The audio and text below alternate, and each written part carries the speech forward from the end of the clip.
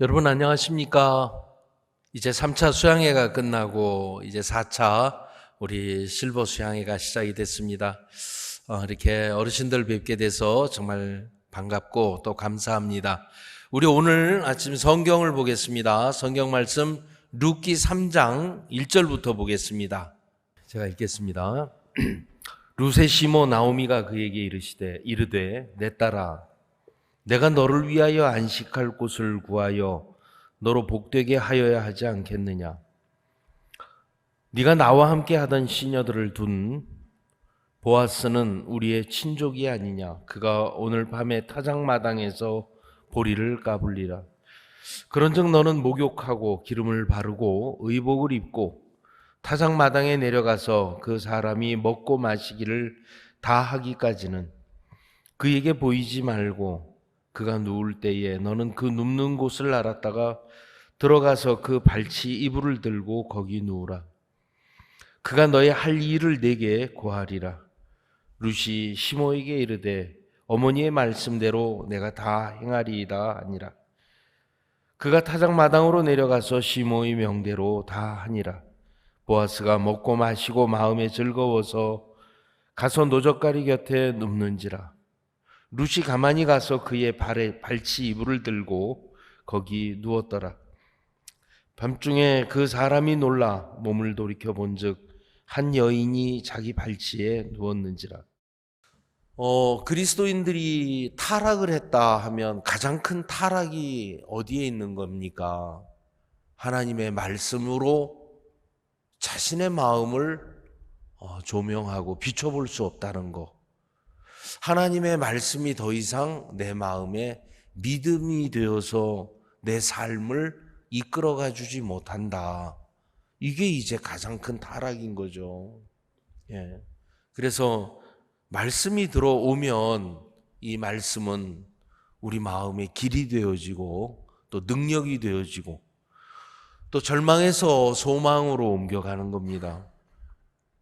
당자가 자기를 믿고 자기가 뭔가 하면 할 수 있을 것처럼 나도 이렇게 아버지처럼 성공할 수 있어 하는 이런 이제 자기를 믿는 마음으로 떠났다가 결국은 다 망하고 또 돼지우리에서 자신의 모습을 발견한 후에 그 아버지의 마음을 깨닫고 돌아오는 그 길처럼 하나님은 이 성경을 통해서 우리가 어떻게 아버지 하나님에게로 돌아갈 수 있는가 그 길을 이제 가르쳐 주는 겁니다.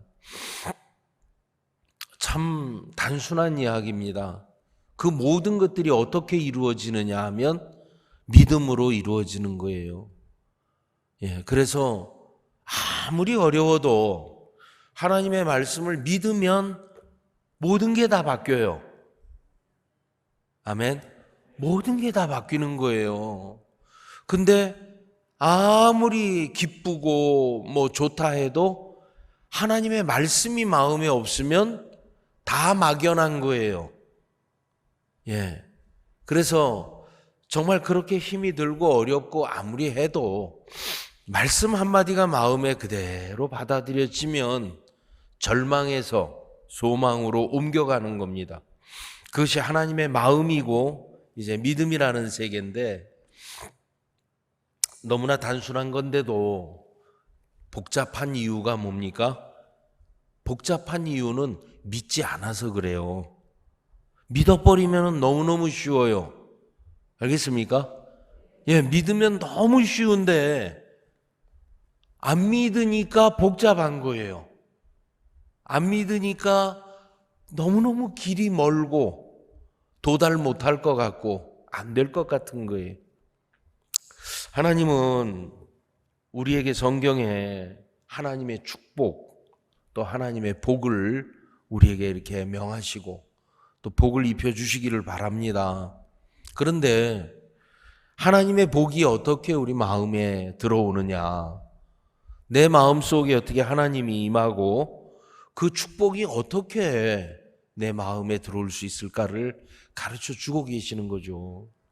그래서 그 하나님을 우리 마음속에 그 하나님의 마음을 얻지 못하면 결국은 신앙은 내 생각 속에 머물러서 내 생각 속에서 정리하고 내 생각 속에서 노력하다가 내 생각 속에서 실망하고 스스로 신앙을 포기해버리는 거예요. 이사야 8장 20절에 보면 마땅히 율법과 증거에 말씀을 쫓을지니 그들의 말하는 바가 이 말씀에 맞지 아니하면 그들이 정령히 아침빛을 보지 못하고 이 땅으로 헤매며 곤고하며 줄일 것이라. 그 줄일 때에 번조하여 자기의 왕 자기의 하나님을 저주할 것이며 위를 쳐다보거나 땅을 굽어보아도 환난과 흑암과 고통의 흑암뿐이리니 그들이 심한 흑암 중으로 쫓겨 들어가리라. 이렇게 돼 있어요. 무슨 얘기냐 하면 하나님의 우리가 하는 모든 말들이 이 말씀에 맞아야 한다는 겁니다. 그래서 말씀 속에서 확신이 나오는 거고 말씀 속에서 하나님의 이 분명한 길이 우리에게 주어지는 겁니다. 그렇기 때문에 우리가 이 말씀을 떠나서는 무슨 이야기를 해도 아무 소용이 없는 거예요. 참 그래서 하나님 오히려 너무 쉽잖아요. 이것저것 많이 갖춰놓고 네가 골라라 하면 어렵지만 하나님은 딱 한 길, 말씀을 통해서만 하나님의 마음을 증거하시고 그렇게 믿음을 가질 수 있도록 한 겁니다.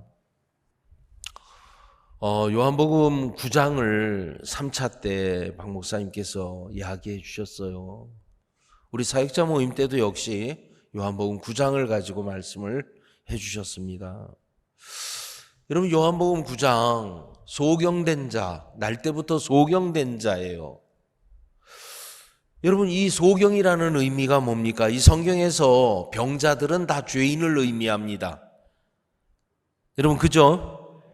병자, 중풍병자 또 문둥병자 이런 병자들, 혈루병자 이런 병자들은 전부 죄인들을 의미하고 또 우리 인생을 의미하기도 하죠. 나만 장관, 그는 큰 용사였으나 문둥병자, 문둥병자였더라. 그건 뭘 의미합니까? 껍데기는 번쩍번쩍하고 뭔가 이 세상에서는 높은 지위를 가지고 훌륭한 사람처럼 이 껍데기는 그렇게 보이지만 그 마음 중심에는 고름이 나고 또 감각이 없고 그러면서 죽어가고 있는 우리 인생을 의미합니다. 또 혈루병을 앓는 여인, 그 여인은 뭘 의미합니까? 계속해서 피가 멈추지 않고 그렇게 흘러나오는 그 병, 생명이 계속해서 이뤄져 가는 거죠. 12해를 많은 의원에게 괴로움을 당했다 이렇게 써 있어요. 여러분 그 혈루병을 앓는 여자가 12해 12년 동안을 많은 의원에게 괴로움을 받았다고 표현이 되어 있습니다. 그건 무슨 의미입니까? 그 병을 나아보려고 얼마나 많은 사람들에게 쫓아다녔겠습니까? 그것도 12년 동안을 이 사람이 용하다면 이리 가서 찾아보고 저기 가도 알아보고 많이 다녔다는 거겠죠. 그러나 있던 것도 다 허비하였으되 아무 효험이 없고 도리어 더 중하여졌던 자에 여러분 이게 인생이에요. 뭔가 잡아보고 뭔가 정말 내가 내 인생, 내 영혼에 영혼까지는 생각 안 하죠. 사람들이 그죠? 그러나 내 어떤 살아있는 동안에 내 욕망과 쾌락과 정욕과 이 모든 것들을 갖추려고 뭔가를 찾아보지만 이 마음의 공허, 마음 속에 있는 이 죄로 인한 어떤 인생의 한 정말 절망, 그건 이유를 찾을 수 없는 거예요. 그 원인을 알고 싶은 거죠. 인생이 이게 뭐야? 이렇게 살다가 가는 거야? 이렇게 살다 가는 거라면 그럼 뭐 한다는 거야 이게? 짐승과 똑같은 거 아니야? 별 생각을 다 하죠. 그러나 여러분, 저도 그랬습니다. 내가 내 영혼, 내 이 마음이라는 세계를 들고 다니며 이 세상 어디에 내려놓을 곳이 없었어요.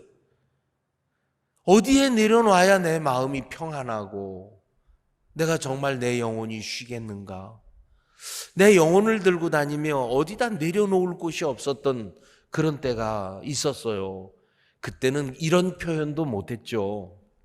그런데 여러분, 정말 성경은 그렇게 표현을 하는데, 있던 것도 다 허비하였으되 도리어 더 중하여졌던 자에 그때에 예수의 소문이 들린지라 그러는 거예요.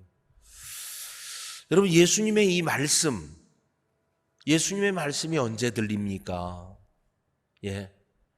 그 당시에도 갈릴리로 뭐 벳세다로 또 어디입니까? 막 이 다니는 지방마다 예수님이 역사하신 역사가 얼마나 많아요. 야, 5천 명을 먹이셨대. 보리떡 5개, 물고기 2마리로.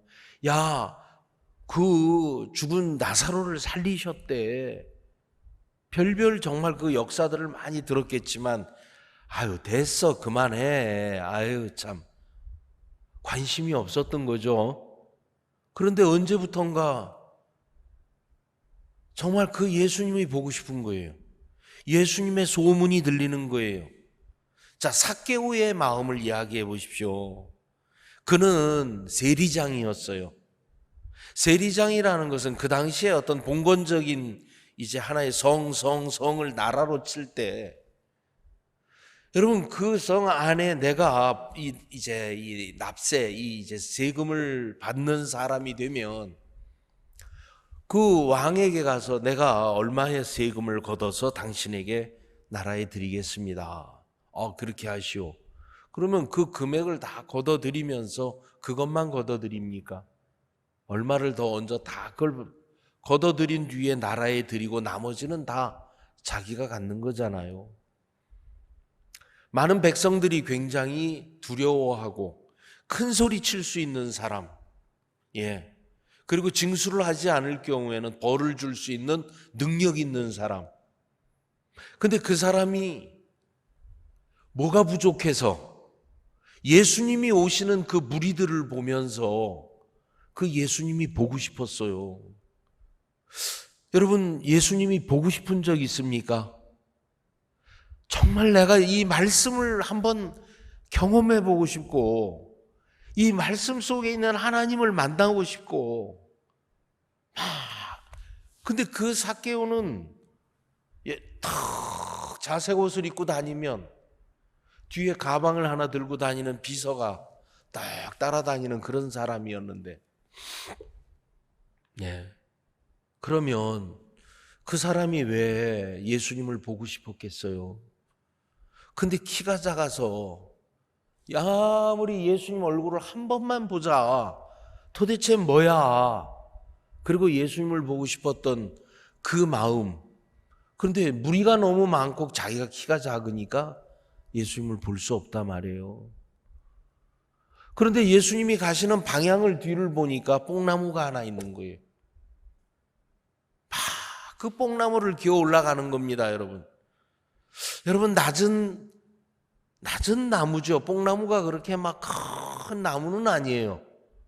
그런데 여러분, 그 자색 옷에 그 좋은 옷을 입고 그 좋은 신발을 신고 그 뽕나무를 올라가고 있는 이 삭개오를 한번 연상해 보세요.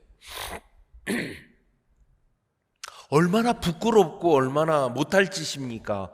남들이 보면 그럴 거 아니에요. 저 누구야? 저 삭개오 아니야? 저 지금 뭔 짓 하는 거래? 얼레 또 올라가다 미끄러졌네. 꽉 미끄러져서 또 뚝 떨어졌네. 그러면서 야야 좀 받치거라. 그럼 막 밑에서 막 받치는데 그 낮지만 그 뽕나무를 올라가서 예수님을 보고 있는 삭개오의 모습을 한번 연상해 보십시오. 삭개오 속에 무슨 변화가 있었을까요? 근데 그 예수님을 보고 싶었던 거예요. 예수님이 삭개오를 보고 삭개오야 내려오너라 그랬습니다. 저분을 한 번도 본 적이 없는데 저분은 내 이름을 어떻게 아시지? 내가 오늘 네 집에 유하여야 하리라. 예수님이 삭개오 집에 들어갔을 때 삭개오는 주여 내가 가난한 자에게 내 재산을 절반이나 나눠주고 토색한 일이 있으면 4배나 갚겠나이다. 그건 누가 시켜서 한 짓 아니에요. 그죠? 삭개오의 마음속에 무언가가 변화가 온 거예요. 삭개오가 예수님을 보고 싶었다는 거. 예. 소경 바디메오. 그 소경이 예수님이 지나가신다는 소문을 들었어요. 어디쯤 왔는지도 몰라요. 근데 그냥 이렇게 보니까 막 사람들이 모이는 거 보니까 지나가는 것 같아요. 시끄러웠어요. 그런데 소경은 부르짖는 거예요. 다윗의 자손 예수여, 나를 불쌍히 여기소서. 다윗의 자손 예수여, 나를 불쌍히 여기소서. 다윗의 자손 예수여, 나를 불쌍히 여기소서 하니까 옆에 있다가 좀 조용히 좀 해라, 시끄럽다 하고 조용히 시켰어요. 근데 조용히 한 게 아니고 더 큰 목소리로, 못 보니까, 안 보이니까 들으라고, 다윗의 자손 예수여 나를 불쌍히 여기소서. 예수님이 그 소리를 들으셨어요. 자, 여러분, 이 병은, 소경은 앞을 못 봐요. 여러분, 우리는 앞을 보지만 몇 메타 앞을 봅니까? 시력이 얼마나 되십니까? 몽골 사람들은 시력이 7이나 된다 하대요. 7. 그러니까 그 초원에 멀리 있는 늑대를 본대요. 예. 뭐 그런 얘기를 들어서 7, 4인가 7인가. 그래 여러분 얼마나 눈이 좋은 거예요. 그런데 그런 육신의 눈 말고 여러분 우리는 내가 무엇을 먹어야 될지, 무엇을 입어야 될지, 또 뭘 찾아야 될지, 어떤 게 나에게 유익이 되고 좋은 건지, 내 자신을 어떻게 하면 남들보다 높일지, 내가 쪽팔리지 않고 그걸 좀 구질구질 안 하게 남들 앞에 설 만한 자로 있으려면 어떤 태도를 어떻게 가져야 할지 다 봅니다. 그러나 뭘 하나 못 봐요? 자기 영혼에 대하여는 못 보는 거예요. 내가 지금 왜 이렇게 살아야 하는지, 인생이 죽어서 어디로 가는지, 나는 그러면 내가 지금 이 살아가는 이것이 정말 내가 지킬 수 있는지, 여러분 못 보는 게 더 많은 거예요. 그런데 특히 하나님에 대해서는 너무나 모르는 거죠. 소경이죠. 사람들은 그가 소경된 것이 누구의 죄 때문에 소경됐냐고 물어요. 참 성경을 보면 쉼이 오고 감사가 되는 거예요. 여러분 우리에게 문제가 오고 정말 볼 수 없는 앞이 캄캄한 일들을 당할 때, 너무나 정말 답답하고 내가 해결할 수 없는 너무나 큰 그런 앞이 안 보이는 일을 당할 때에 이게 지금 내가 무슨 죄를 져서 이 일을 당하지? 도대체 내가 조상님이 뭔 죄를 졌고 내가 뭔 죄를 져서 내가 지금 이 일을 당하는가?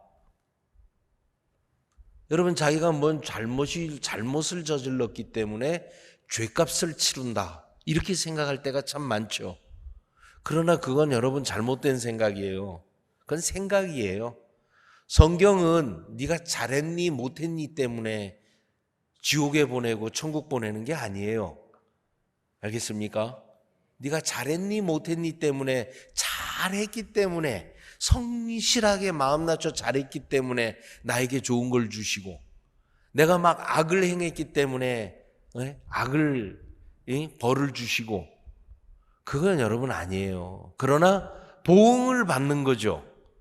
내가 이 세상에 늘 누구보다 잘난 척하고 남들을 무시하고 살면 남들도 나를 무시하고 나중에 고립되어지는 삶을 살게 되어지는 것은 그건 이 인생 속에서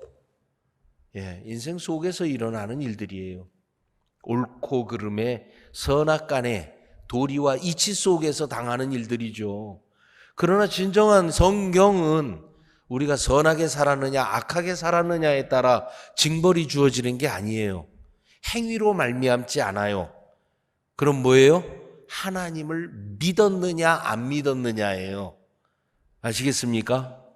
그렇죠? 믿느냐 안 믿느냐에 달려 있는 거지 성실하게 살았느냐 악하게 살았느냐 그거 아니기 때문에. 자, 그러면 여러분, 소경이라는 이야기가 바로 우리들의 모습이에요. 그죠? 우리가 살아가는 우리의 인생을 얘기하고 우리를 얘기하는 건데, 누구의 죄로 인함이 오니까 했는데 예수님은 뭐라고 이야기를 하십니까? 부모의 죄도 아니고 자기의 죄도 아니다.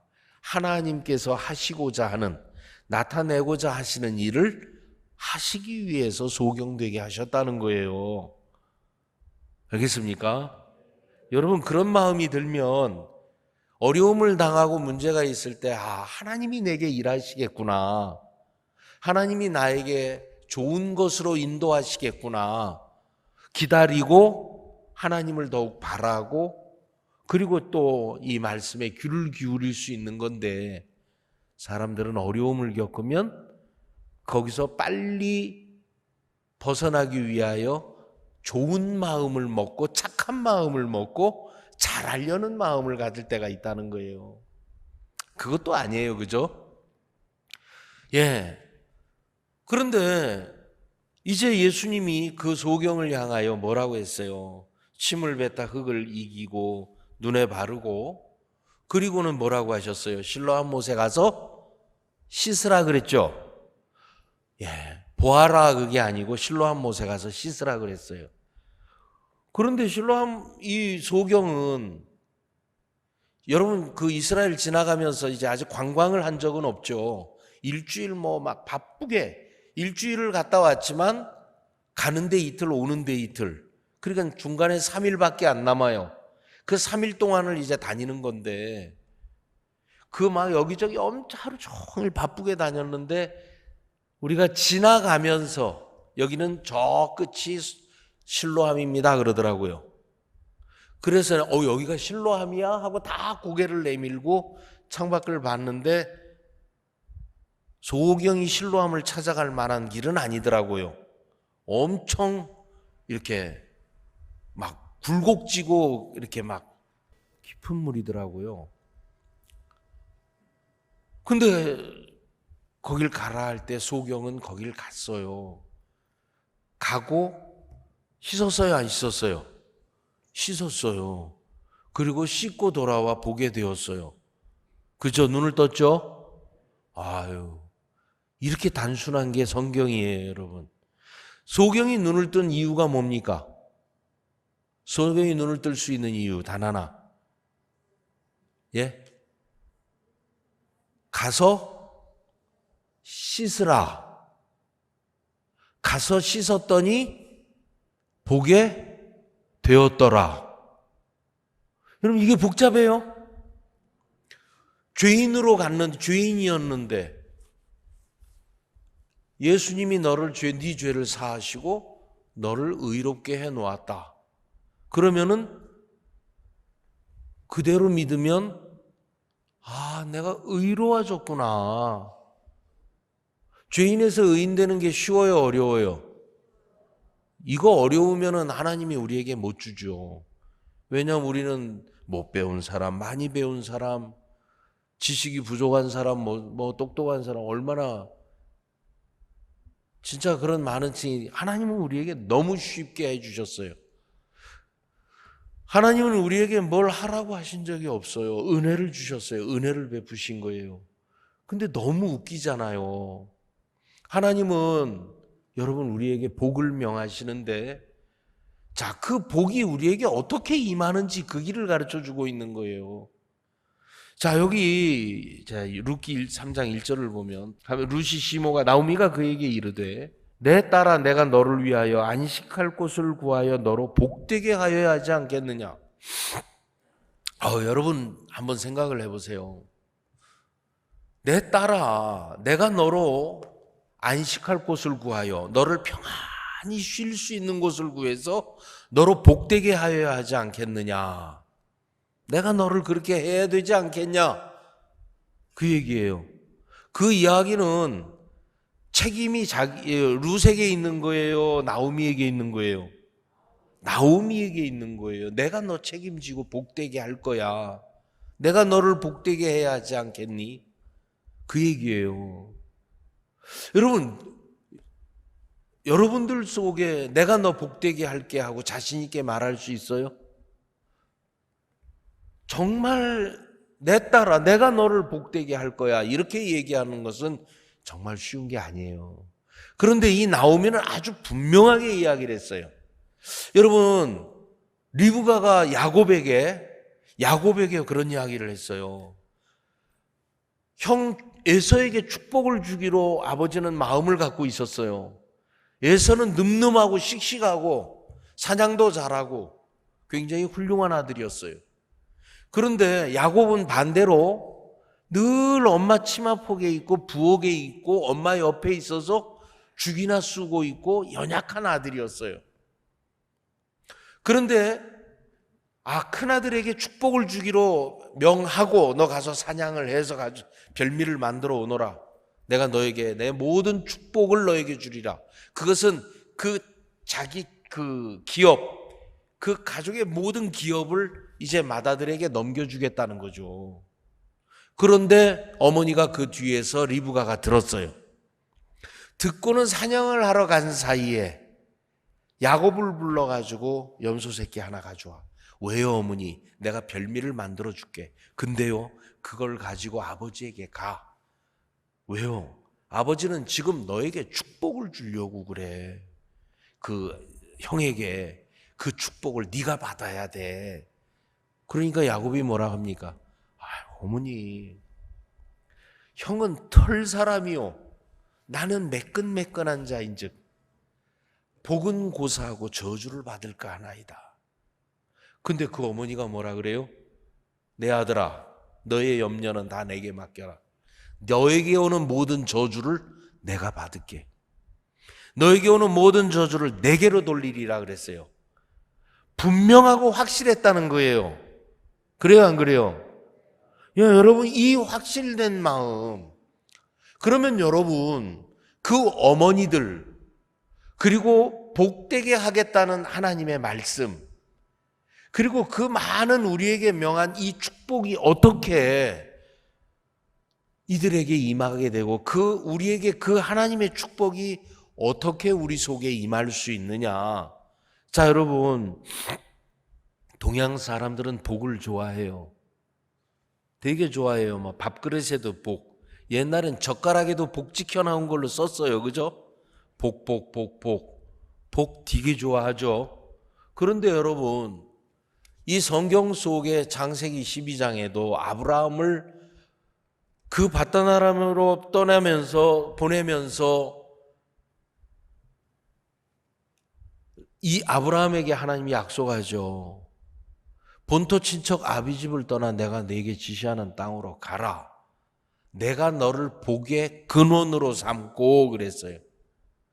여러분, 복의 근원이 어떻게 되어집니까? 그런데 이 아브라함의 생애를 보면 허물 많고 실수하고 부족한 거 외에는 아무것도 없어요. 마지막에 아브라함은 언제 자기가 100세나 되어 자식을 낳을 수 없는 이 능력이 없어진 그때 내년에 네가 아들을 안으리라는 그 약속을 받고 그 약속을 그 다음에 하나님이 이삭을 안도록 했어요. 자, 여러분, 축복이라고 하는 것은 내 마음에 하나님 당신을 주시는 거고 당신의 그 약속을 이루시는 것이고 하나님이 내 안에 계셔서 내가 어떤 불가능한 속에서도 하나님으로 말미암아 없는 것을 있는 것처럼 부르시고 또 죽은 자를 살리시는 하나님, 그 부활의 능력, 그러니까 우리의 존재가 아무것도 아니고 정말 우리가 아무것도 아닌 불가능한 위치에 있을 때 하나님만으로 당신이 일하시는 그 하나님을 얻는 것이 복이라는 거죠. 예. 자, 그러면 여러분 이제 얘기를 하면, 여러분 우리는 죄악 가운데 출생했습니다. 죄악 중에 출생하였고 모친이 죄 중에 나를 잉태하였나이다. 너희는 행악의 종자요 그랬어요. 여러분 행악의 종자가 뭐예요? 씨지요? 예, 씨예요, 씨. 예. 요번에 인터넷 어디서 보니까 8,000년 전에 항아리를 어디 마을 이제 집터를 찾았는데 그 집터 속에 항아리가 있었어요. 근데 그걸 조사해 보니까 8,000년 전에 살던 사람의 집이에요. 아니 8,000년? 8,000년입니까? 800년입니까? 800년인 것 같다. 근데 그런 집에서 발견된 항아리를 보니까 항아리 속에 씨앗이 들어있는 거예요. 아주 말라 비틀어진 씨앗. 글쎄 그 씨앗을 심었는데 이때만한 호박들이 열렸어요. 그래가지고 800년 된 씨앗에서 난 호박. 그래가지고 대박이 났대요. 그 호박을 팔아서. 여러분 씨 속에는 능력이 들어있는 거예요. 씨 속에는 생명이 들어있어요. 예. 그 씨는 어떤 씨인지 몰라요. 그러나 심었을 때 나타나요. 여러분 행악의 종자라면 그 씨를 심었을 때 우리에게는 뭐 노력을 해서가 아니라 씨 자체가 행악이에요. 행악. 죄악에 출생된 그런 인간을 의미하는 거죠. 그래서 우리는 좋은 생각은 안 버리고 나쁜 생각만 버리려고 하는 게 아니고 좋은 생각이든 나쁜 생각이든 이 생각의 출처, 이 생각이 어디에서 나온 거냐? 이게 하나님의 말씀에서 나온 거냐? 지금 이 생각이 하나님으로부터 온 것이냐? 아니면 하나님으로부터 온 것이 아니냐? 여러분 이 생각에 대한 이 출처를 검증해야 돼요. 하나님은 어찌됐든 간에 이 복의 근원을 아브라함에게 복의 근원이라고 하셨고 우리에게도 이 복을 그대로 주시는 거예요. 그런데 여러분 하나님은 이 복을 어디에다 두신 것이냐 하면 말씀 안에 우리에게 복을 명하셨는데 그 말씀을 믿는 사람은 어찌됐든 복을 받아요. 근데 그 말씀을 믿지 않는 사람은 하나님의 복이 뭔 줄을 모르고 사는 거죠. 그래요, 안 그래요? 예. 그래서 우리가 이제 이 성경을 통해서 하나님이 우리에게 도대체 어떤 때, 어느 때, 어떻게 우리에게 복이 명해지는가, 복이 임하는가, 이제 이 세계를 가르쳐 주는 겁니다. 목사님께서 한 번은 저에게, 우리 사역자들에게 자주 얘기하시는 거예요. 자네들은 내 말을 안 들어, 그러죠. 참, 그러면 우리 사역자님들이 얼마나 목사님 말씀을 잘 듣고 기록을 합니까? 근데 안 듣는다고 하시는 거예요. 그래서 제가 이제 목사님께 물어봤습니다. 목사님, 저는 주간 기쁜 소식지가 오면 그 위에다 3번을 더 써봅니다. 그리고 거기에 제목을 꺼내서 목사님 무슨 얘기를 했더라? 하고 그 제목에 맞는 목사님이 하신 마음의 이야기를 적습니다. 그렇게 목사님의 마음에 파악을 하고 내가 또 개인적으로 주님께 나가서 기도하면서 하나님이 주시는 마음을 받고 묻고 또 그러면서 형제 자매님들과 말씀을 나눕니다. 시골 교회 작은 교회라 어르신들 모친님들 신방 한번 갔다 오고 그리고 낮에 시간이 남으니까 낮잠도 잡니다. 예수천국 불신지옥 써붙이고 시장바다 하루 종일 그렇게 안 다니면 시간이 많이 남습니다. 그런데 제가 목사님 말씀을 안 듣는다고 하니까 마음이 답답하고 미치겠습니다. 그렇게 질문을 드렸어요. 근데 목사님 가까이 따오셔서 너 내 말 안 들어 그러시는 거예요. 굉장히 제 마음에 큰 충격이 됐었어요. 듣는 게 뭘까? 내가 듣고 안 듣는 게 아니지 않느냐. 늘 이런 생각을 했어요. 그런데 그걸 놓고 하나님 앞에 기도를 했어요. 하나님, 나 목사님 안 듣는다고 하시는데 내가 듣는다고 우길 수는 없잖아요. 그런데 안 듣는다고 하시는데 난 듣는 것 같습니다. 가르쳐 주십시오. 그 기도를 하다가 사무엘 상을 읽으면서 내 마음에 안 듣는다는 것이 뭔지를 알았어요. 아, 안 듣는구나. 왜냐하면 사울이라는 사람을 보며 그것이 하나님 보여주신 거예요. 여러분, 제가 여러 번 이야기를 드렸습니다마는 사울이라는 사람은 그냥 한 기스의 아들, 늠름하고 좀 사람이 머리가 하나가 더 크다니까 키가 큰 아주, 그리고 굉장히 건전하고 그렇게 좋은 청년이었어요. 근데 이 사울에게 왕으로 삼으면서 하나님은 뭐라고 하셨느냐 하면, 난 너와 함께 하리라. 내가 너를 왕으로 세웠다. 너는 예언을 할 것이며 너는 징조를 따라 행하라. 그리고 내가 너와 함께 하리라. 그리고 너는 예루살렘으로 가라. 내가 너에게 이래 안에 너에게 가리라고 약속을 하셨어요. 그런데 그 사이에 13장을 보면 블레셋이 쳐들어왔어요. 근데 그 쳐들어온 인구가, 그 병사가 믹마스에 모였는데 그 모여있는 블레셋 군인들이 바다에 모래알처럼 많은 거예요. 그걸 보면서 백성들이 다 두려워서 숨고 도망하고 그랬단 말입니다. 그렇게 피하고 도망하고 숨고 또 막 강을 건너고 그러는 걸 보면서 이 사울이, 아, 내가 하나님께 기도해야 되겠다. 그리고는 성전에 들어가서 제사를 드리고 나온 거예요.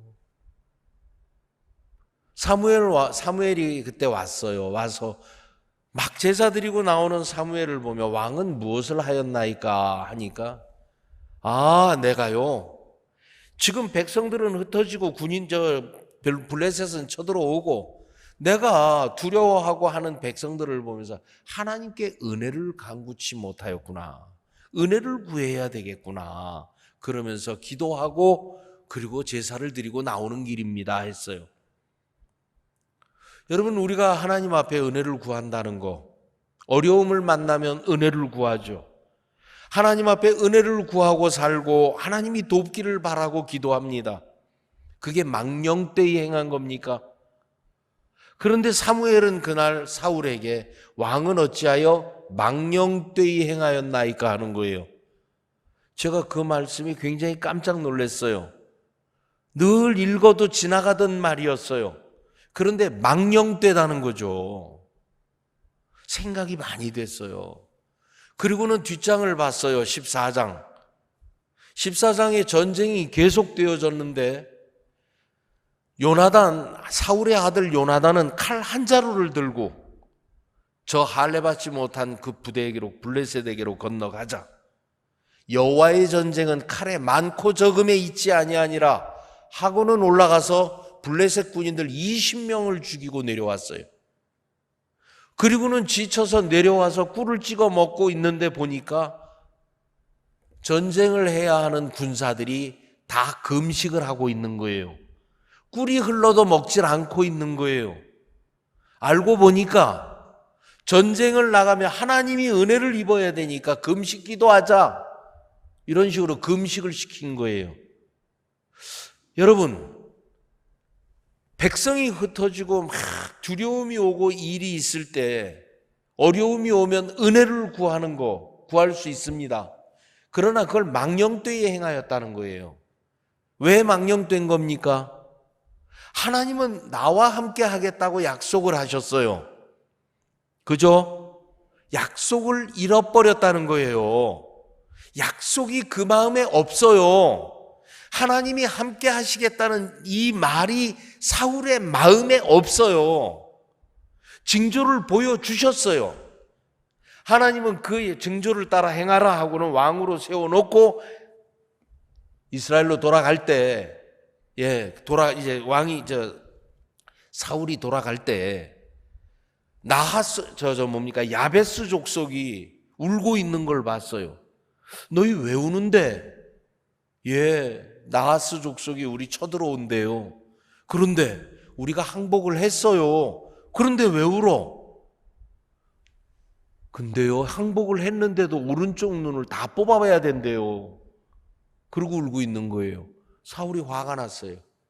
소 한 마리를 꺼내다 12조각으로 다 쪼갰어요. 그리고 각 지파 12지파에 다 보냈어요. 나와 함께 하지 아니하는 자는 이와 같이 되리라 하고 보냈을 때 그 12지파의 군인들이 다 집결을 해서 나하스를 다 물리치고 야베스 족속을 구원해 냈단 말입니다. 하나님은 징조를 이루셨고 함께하는 걸 보여주셨어요. 그런데 그 이후에 보니까 이스라엘의 사울 왕은 아예 사울 왕의 마음속에 하나님이 없어요. 말씀이 없는 거예요. 누구 닮았을까? 여러분, 누구 닮았어요? 아쉬우면 원래 말을 안 하니까 제가 묻는 게 바보죠. 자, 여러분, 15장에 뜻 가니까 하나님이 그 아말렉을 진멸하라 그랬어요. 아말렉이라는 의미는 광야를 건너 가나안으로 들어와 이제 이스라엘 땅 이 가나안을 점령해 나가는 믿음의 삶을 의미하는 이제 그 삶을 얘기하는 건데 이스라엘 백성들이 진행해 나가는 그 길을 가로막은 아말렉 족속. 그래서 모세를 시켜 모세가 손이 들리면 이스라엘 백성이 이기고 모세 손이 떨어지면 아말렉이 이기고 그러면서 나는 이 아말렉과 대대 싸우리라. 그렇게 하신 그 아말렉 족속인데 15장에서 사울 왕에게 너는 아말렉을 진멸하되 젖먹는 아이, 그 다음에 남녀노소, 우양과 약대와 모든 아말렉에 속한 것을 다 죽이라고 그랬어요. 그 젖먹는 아이, 그러니까 하나님은 이 육신에 속해 있는 것은 전부 다 쓸어버리기로 작정하신 거예요. 그런데 사울 왕이 한 짓은 하나님의 마음이 그대로 전달이 되어서 아말렉을 진멸하는 이 하나님의 마음은 온데간데 없고 말만 듣고 나가서 전쟁을 해서 이기고 그리고 그 왕을 사로잡아 왔어요. 그리고 자기 기념비를 세웠어요. 승리의 기념비를. 그리고는 백성들이 죽이다 보니까 너무 살찌고 좋은 것들 그런 것들을 골라서 남겨갖고 왔어요. 그러니까 좀 토실토실 이거 제사 드릴 때 쓰면 좋겠다 그랬어요. 여러분, 마땅히 죽어야 할, 멸하여야 할 것 중에 가장 좋은 것을 남겨서 하나님께 제사를 드리면 하나님이 받으시겠어요? 안 받으시겠어요? 안 받으시죠. 예. 사울이 왔어요, 사무엘이. 아니, 왕은 어찌하여 여호와의 말씀을 버렸나이까? 당신이 여호와의 말씀을 버렸으므로 하나님의 말씀을 버렸으므로 하나님께서도 당신을 왕이 되지 못하게 하셨나이다. 그러니까 아니 그게 아니고 내가 다 말씀대로 했거든. 말씀대로 다 했어요. 그러니까 사무엘이 저 들리는 소와 양의 소리는 뭡니까? 저거 내가 백성들이 하도 저거를 그렇게 가져와서 내가 백성들을 두려워하여 남겼다는 거예요. 여러분, 백성들을 왜 두려워해야 하죠? 예, 기준이 다른 거예요. 여러분, 하나님은 진멸해야 되는 거예요. 우리가 이 교회 안에 신앙 안에 사단으로 말미암은 하나님의 것이 아니면 내 마음에 제거할 수 있고 어둠의 공중의 권세를 잡은 악한 영의 이 육신의 것들로 나를 끌고 오는 생각은 다 진멸해야 할 것들이에요. 아무리 아름다워도 진멸해야 돼요. 그런데 좋은 것들을 남기고 오면서 아니 이게 뭐 그렇게 나쁘다고 하는 거예요? 그럼 사람이 이 정도도 못해요? 이렇게 나오는 무리들. 꼭 그렇게 해야 돼요? 꼭 그렇게까지만 해야 되는 겁니까? 우리가 다 했잖아요. 안 한 게 뭐가 있어요? 우리가 이것도 하고 저것도 하고 다 했는데 꼭 그렇게 목사님 그렇게까지 해야 돼요? 그렇게까지 싸우고 야단치고 책망해야 돼요? 이런 무리들이라 말입니다. 그렇게 왔는데 사울은 진멸해 하고 거기서 제거를 못한 거예요. 왜? 백성들이 두려우니까. 이해가십니까? 그러니까 사무엘이 여호와는 왕의 말씀을 왕은 여호와의 말씀을 버렸다. 순종이 제사보다 낫고 듣는 것이 수양의 기름보다 낫고 완악한 것은 제사를 드리는 거랑 다름이 없다. 아각 왕을 끌어와라. 그래서 아각 왕을 아말렉의 왕을 잡아 딱 끌어온 순간 칼을 빼서 사무엘이 아각 왕을 찍어 쪼개버렸다는 겁니다. 그건 사무엘은 이 하나님의 마음의 기준을 가지고 있는 거예요. 사울에게는 하나님이 없는 거예요. 하나님을 섬기는 것 같고 전쟁도 나갔고 전쟁을 하는데 죽는 백성들이 없었겠어요? 죽은 백성도 있고 슬퍼하는 그 백성의 아내들도 있고 치열하게 싸워서 이겼단 말입니다. 이겼는데 아말렉을 진멸하라는 이 기준, 하나님의 기준은 없는 거예요. 그러니까 그 말씀이 없어 백성들의 마음을 딱 모아서 말씀 앞에 믿음을 주도록 하지 못하고 자기가 제사를 드리고 14장에는 전쟁을 하면서 은혜를 입어야 한다고 금식을 시키고 하나님의 능력을 입고 능력으로 부딪히는 세계는 없는 거예요. 15장에 아말렉을 진멸하라, 그 마음의 세계가 없는 거예요. 말씀을 버렸어요. 하나님의 뜻이 마음에 없어요. 목적이 없어요. 하나님의 초점이 없어요. 그렇게 사는 거예요. 16장에 사무엘이 슬퍼하는 걸 보면서 넌 어찌하여 내가 버린 사울로 인하여 슬퍼하느냐. 너는 뿔에 기름을 채워 너는 이새의 집으로 가서 내가 예선한 다윗 왕을 왕으로 세우라.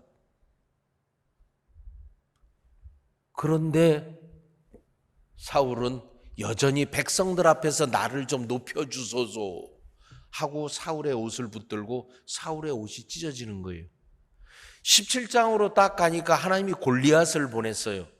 야 이놈들아, 이스라엘 이놈들 누구든지 나와서 싸워서 내가 이기면 너희는 내 종이 되고 내가 너희에게 지면 내가 너희의 종이 되리라.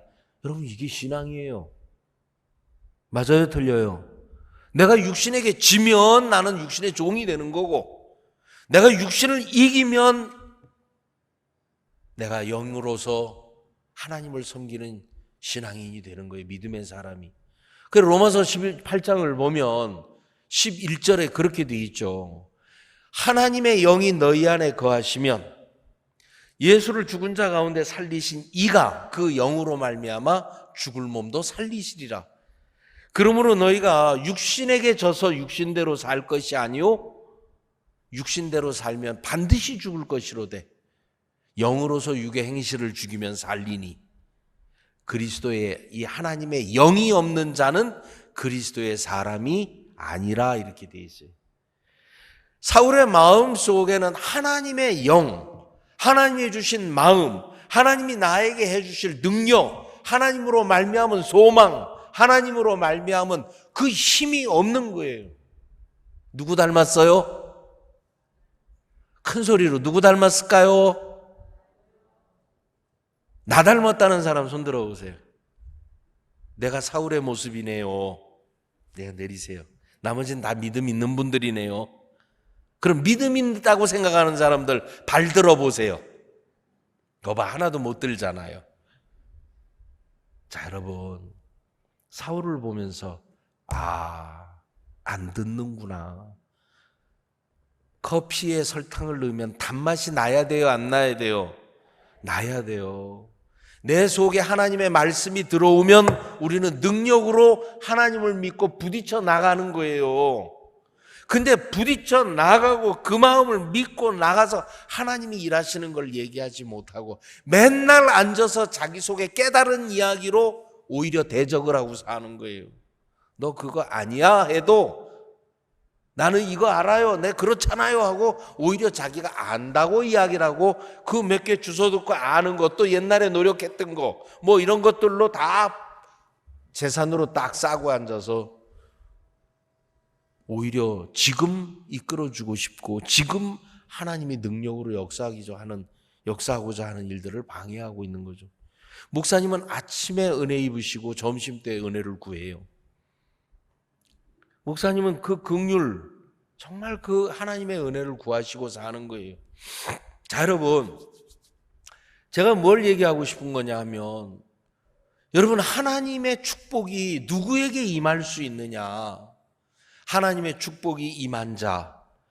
자, 그럼 이렇게 이야기를 돌려서 하면 하나님이 일을 하실 수 있는 자가 있고 하나님이 일을 못하는 자가 있어요. 여러분들은 일할 수 있는 자인지 하나님이 일을 더 이상 못하는 자인지 한번 자신을 비춰보세요. 일을 하실 수 있는 사람과 일을 할 수 없는 자, 성경을 보면 딴 거 없어요. 말씀을 그대로 받아들일 수 있는 자에겐 역사하는 거고, 그 말씀을 받아들이긴 하지만 아는 것으로 끝나고 마음으로 화합이 안 되는 내 생각을 그대로 가지고 있는 사람에게는 하나님이 역사할 수 없는 거예요. 자, 똑같은 말씀을 듣고 구원을 받는 사람이 있고 구원을 받지 못하는 사람이 있는 거예요. 그죠? 그러면 구원을 받는 사람은 누구예요? 하나님 앞에 섰을 때 내 자신이 다 악밖에 없는 무너진 마음. 그러면 구원을 안 받는 사람은 아직도 자기 양심 속에 열심히 노력해야지. 그래도 내 마음은 그렇지. 그럼 뭐 믿는다고 다 되나? 그렇게 안 받아들이는 자에게는 죄가 여전히 남아서 정죄를 받고 사는 거죠. 자, 여러분, 정말 이건 중요한 이야기잖아요. 하나님은 우리에게 원칙을 두셨어요. 누구를? 하나님의 원칙은 은혜의 세계입니다. 하나님은 우리에게 은혜의 세계를 두었어요. 은혜의 세계는 누가 삽니까? 악하고 더럽고 추하고 못났는데 그걸 깨달은 자. 하나님, 나는 진짜 다 틀린 사람입니다. 예. 간음 중에 잡힌 여자 있는데 그 중에 누가 구원을 받았어요? 간음 중에 잡힌 여자만 구원받았어요. 돌든 사람들은 율법도 말하고 별거 다 옳은 이야기를 하지만 그들은 구원 못 받았어요. 38년 된 병자, 그 많은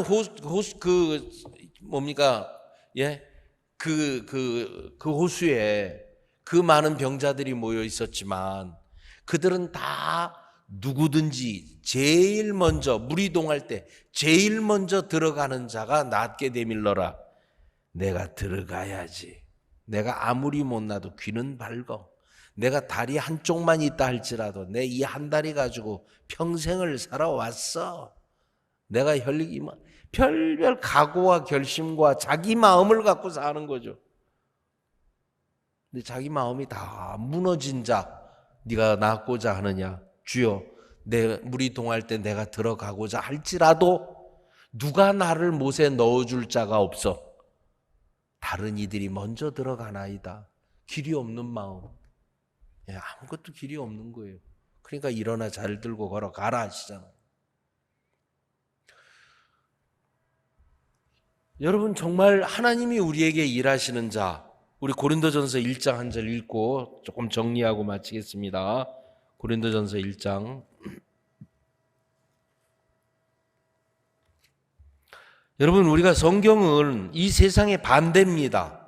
이 세상은 열심히 노력하고 착하게 훌륭하게 사는 사람이 구원을 받고 은혜를 입고 축복을 받는다고 생각하지만 그 마귀는 우리 속에 선악과를 먹고 어떻게 해서든 선과 악을 구별하며 내가 옳은 자의 위치에 서고 옳은 자의 삶을 살아야 하는 이 마음의 강령, 이 법을 마음에 넣어준 거예요.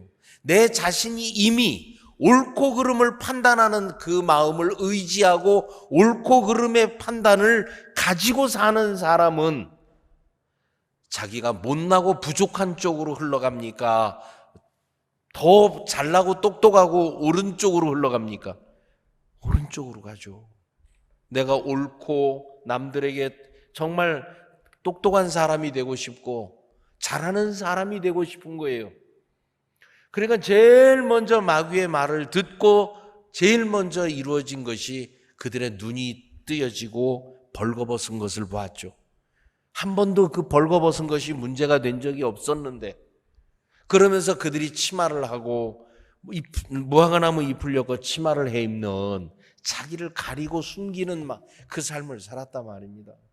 마귀는 우리에게 끊임없이 오름을 넣어주고 그 오름을 무너뜨리면 큰일 나는 줄 알아요.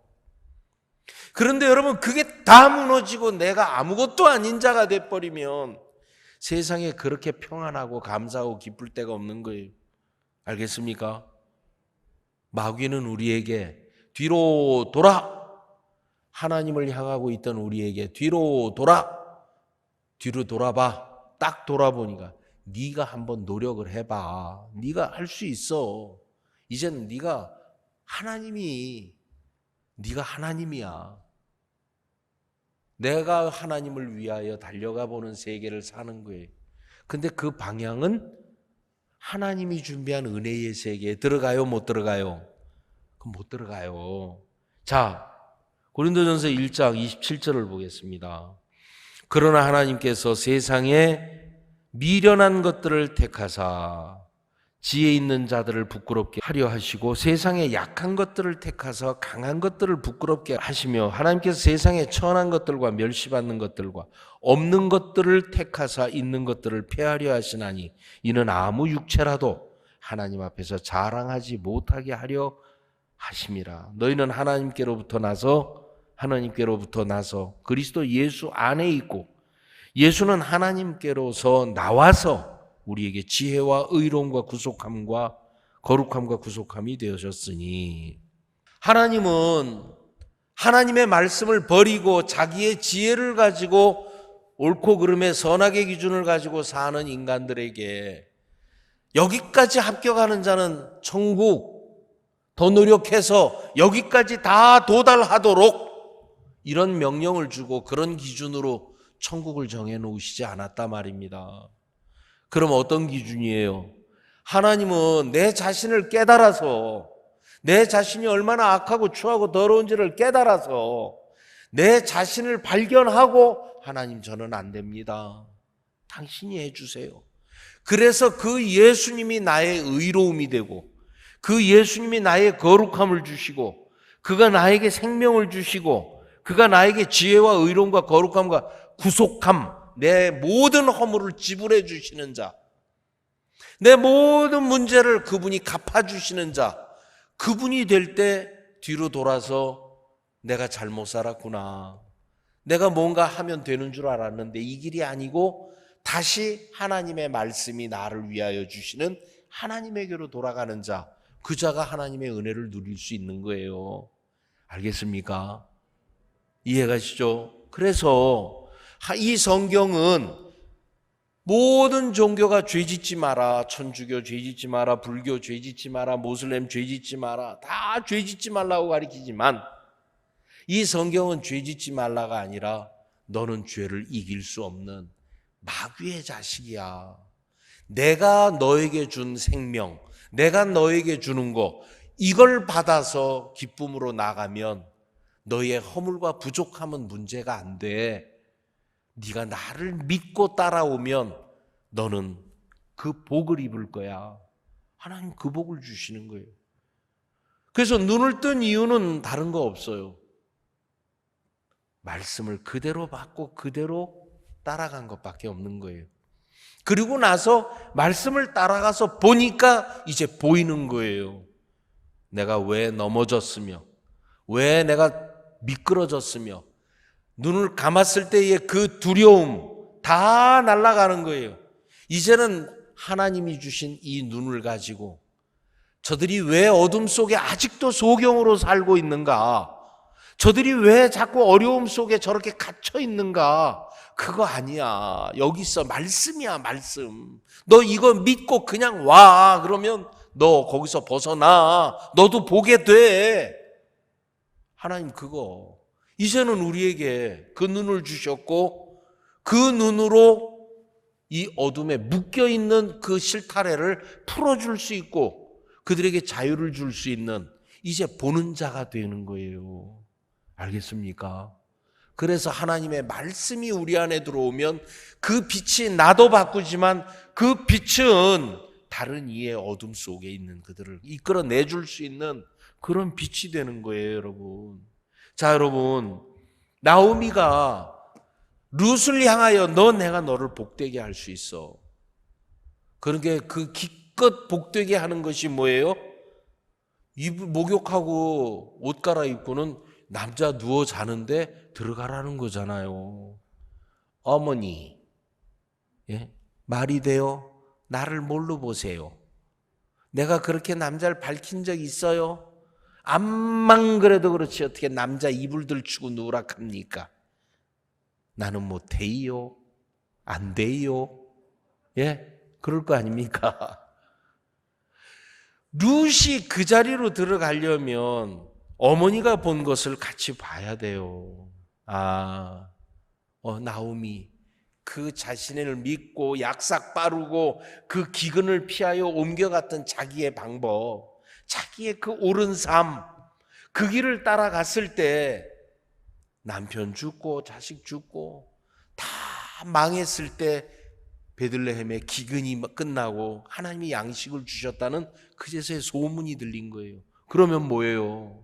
거기서 기근을 견디고 굶고 하나님을 바라고 살았던 이들은 하나님의 주신 양식을 먹고 그 가족들이 행복하며 하나님을 높이고 하나님을 찬양하고 사는데, 자기가 자기의 마음을 따라 약삭빠른 자기의 길을 따라가면서 그렇게 망했을 때 나오미의 마음은 아니구나, 아니었구나. 그 하나님의 축복은 약삭 빠르고 내가 잘났고 똑똑하고 지혜롭고 내 마음에 있는 게 아니구나. 하나님에게 있는 거구나. 내가 그 하나님을 버렸구나. 그 하나님을 의지할 수 있는 마음으로 나오미는 이제 복은 내가 지혜롭고 똑똑하고 잘난 곳에 복이 있는 게 아니고, 내가 정말 문제고 아무것도 아니고 어렵고 힘들고 정말 못난 바보 같을지라도 그대로 그 하나님을 바라고 하나님을 기다리며 하나님이 일하실 것을 바라고 나가는 여기에 복이 있는 것을 나오면 정확하게 본 거예요. 여러분, 우리의 복이 어디에 있습니까? 목사님이 당신을 버리고 자기를 부인하고 자기를 철저하게 정말 믿지 않으시고 하나님만을 따라오며 그 비어진 마음속에 역사하신 하나님을 송두리째 우리에게 주려고 하는 거 아닙니까? 아멘. 목사님의 그 비우신 마음속에 일하신 그 하나님, 야, 이 사람들아, 난 너 복되게 할 수 있어. 난 자네들을 믿음의 사람으로 만들 자신 있어. 난 그 길을 알아. 그러면서 잘났다고 생각하는 마음을 가진 자는 더 이상 말씀이 안 들어가. 잘났다는 마음을 가진 자는 하나님의 마음을 가질 수가 없어. 자기가 깨달은 이야기를 해. 그런데 그걸 가지고는 자네들 나처럼 복음 위에 못 살아. 그 마음 버려야 돼. 이해 가십니까?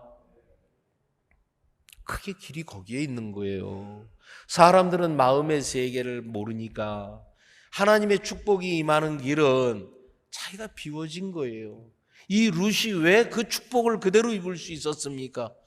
이 룻은 모압 여인이에요. 모압 여인은 저주받은 족속이거든요.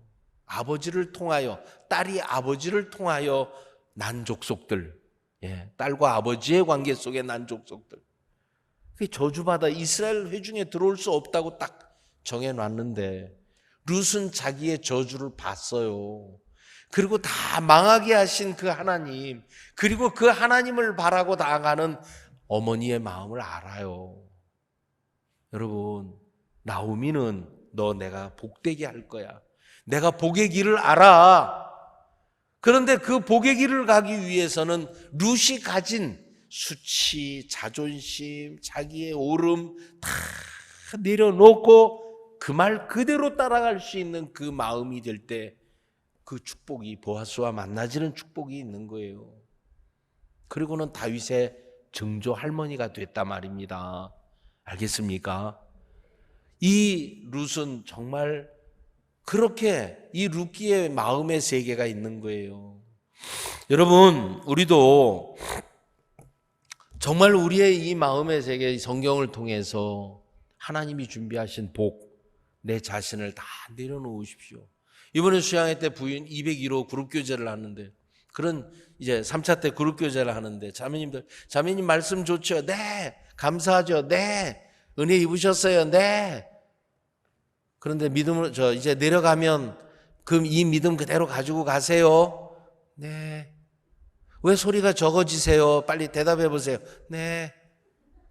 그럼 남편 걱정, 돈 걱정, 집안 걱정, 모든 걱정 다시 다 도로 장롱에서 꺼내서 다 챙길 거죠. 그리고 그 걱정 속에서 신앙이 쉬워요, 어려워요? 그러면은 쉬워요. 희말이 없는 쉬워요 소리 하면서 그렇게 살 거죠. 가만히 있는 거예요. 여러분, 어떤 걱정이 있든, 어떤 문제가 내 앞에 있든, 어떤 생각이 내 안에 있든, 정말 어떤 문제든 간에 모든 걸 다 버리고 지금 들려진 이 말씀을 그대로 가지고 하나님에게 가는 거예요. 끝까지 가야 돼요. 그 말씀을 그대로 믿고 받아들이면 하나님이 역사하시고 일하시는 겁니다. 알겠습니까? 그걸 못해요. 그게 안 돼요. 그게 뭐냐 하면 하나님의 생각과 내가 가진 인간의 생각의 이 차이를 깨트리지를 못하는 거예요. 그러나 여러분, 우리를, 이 악하고 더러운 우리를 십자가에 못 박았다고 말씀하십니다. 그렇기 때문에 이제는 내가 나를 지키고 나를 염려하고 나를 위하고 내가 그렇게 나를 붙들고 이제 내가 나인 것처럼 살아가는 그런 이 모든 것을 십자가에 끝을 내놓았다고 기록해 놓으셨어요, 여러분. 그러니까 이제는 나를 안 믿을 수 있어요, 없어요? 안 믿을 자신이 있는 거예요. 됐다. 하나님이 만약에 나를 십자가에 끝을 내지 않았다면 난 무슨 근거로 나를 부인하고 갈 수 있겠어요? 그러나 십자가에서 분명하게 그리스도와 함께 십자가에 못 박혔나니 그런즉 내가 산 것이 아니요 내 안에 그리스도께서 사신 것이라고 하셨어요. 아멘. 그러니까 내가 이제는 맞습니다. 하나님 됐습니다. 나를 버리겠습니다. 이 세상의 염려와 근심과 모든 내 생각 중심에 누가 서 있어요? 내가 서 있잖아요. 내가. 근데 이게 나예요? 마귀가 둔갑한 홍성호지. 마귀가 중심에 그 판단의 보좌 위에 앉아서 하나님이 앉으셔야 할 그 중심에 마귀가 앉아서 그 판단의 보좌에 앉아서 그걸 홍성호라고 딱 포장을 해놓고 내 마음이라고 생각을 하는 거예요. 그러니까 내가 죄를 짓고 내가 못하고 내가 부족하고 내가 연약하고 내가 하는 거예요. 여러분 다 마귀에게 속은 거예요. 성경은 음하세 하나님의 속 사람으로 하나님의 말씀을 사모하되 또 다른 마음이 내 마음의 법과 싸워 나를 죄의 법 아래로 사로잡아가는 것을 보는도다. 나를 사로잡아가요. 끌고 사로잡아서 나를 유교해 간단 말이에요. 어디로? 이 사망으로. 그래서 바울은 이 사망의 몸에서 누가 나를 건져내랴. 아무것도 내가 기대할 게 없는 죽은 자가 되어 있는 거예요. 그런데 예수님이 오셨어요. 예수님 우리의 죄값을 다 갚으셨어요. 그리고 죄값을 갚았다는 것은 더 이상 내 자신이 연약해, 부족해, 모자라 절대로 그 소리를 할 수 없도록 다 갚아놓고 당신이 죽음으로 그걸 다 갚은 거예요. 그렇다는 것은 나를 이끌고 있던 이 마귀의 세력을 십자가에서 다 못 박아서 끝을 냈다는 거잖아요. 갚았다는 것은 알겠습니까? 10억 빚을 지면 뭐예요? 우리 아버지가 가서 10억 갚아놓고 10억 빚 장부를 확 찢어갖고 영수증 갖고 왔는데 그잖아요. 여러분 이제 룻이 단순한 거지만 이 나오미가 그를 복되게 했을 때 어디에서 복이 어떻게 우리에게 흘러 들어오는가? 그것은 내 자신을 부인하고 내가 정말 내 생각과 모든 것을 내려놓고 하나님이 들려주신 말씀, 그 말씀을 그대로 내 마음에 받아들이고 세우고 하나님이 내게 역사하실 것을 믿고 또 주님이 나를 복되게 하실 것을 믿고 그 길을 가는 겁니다. 알겠습니까? 가는 거예요. 노멘? 예. 이렇게 물어야 아멘 소리가 나옵니까? 예, 여러분, 하나님이 여러분들 그렇게 하나님을 믿고 나를 부인할 때 하나님의 복이 나와 연결되는 사실을 여러분 믿으시고 그런 은혜를 입으시길 바랍니다. 네, 그럼 제가 마치고 기도 한번 드리겠습니다. 살아계신 하나님 감사합니다. 정말 우리는 마귀에게 속아 있었습니다. 뭔가 잘해야 되는 줄 알았습니다. 그런데 하나님의 축복은 당신의 말씀에 있었고 그 말씀이 하나님이시기 때문에 그 말씀을 그대로 우리 마음에 받아들이고 합할 때 하나님은 그 말씀 속에 있는 모든 그 능력이 우리에게 이루시고 또 역사하심을 봅니다.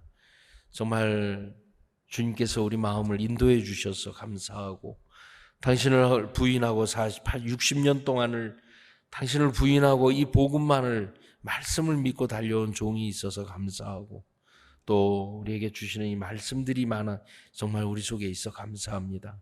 하나님, 이스라엘 땅에 10월 달에 큰 행사가 있는데 또 종을 보내시면서 하나님 크게 역사하시리라 믿고 또 정말 우리가 기도를 합니다. 주님, 우리 개인의 한 분 한 분의 마음 속에서도 정말 그 하나님의 말씀을 마음에서 저버리지 않도록 우리 자신을 하나님 과감하게 또 주님 앞에 내려놓게 하시고 그 말씀을 믿는 믿음 가운데 정말 그런 주님 앞에 복을 입게 되기를 빕니다. 주님께 감사를 드립니다. 예수님의 이름으로 기도드리옵나이다. 아멘. 예, 여러분 마쳤습니다.